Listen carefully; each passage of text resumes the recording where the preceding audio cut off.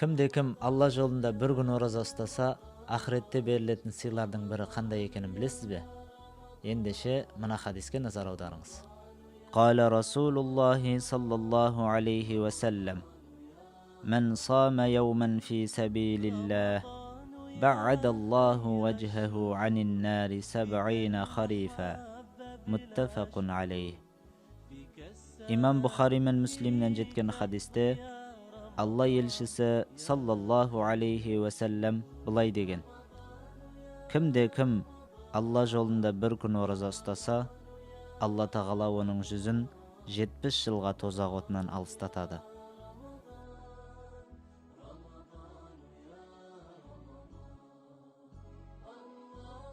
Алла тағала баршаларымыздың ұстап жатқан оразаларымызды, оқып жатқан тарауих намаздарымызды, Рамазан айында жасап жатқан салихалы амалдарымызды қабыл етсін, және де Алла тағала баршаларымызға жәннатын нәсіп етіп, тозақ отынан сақтасын. Рамазан мүбәрәк болсын.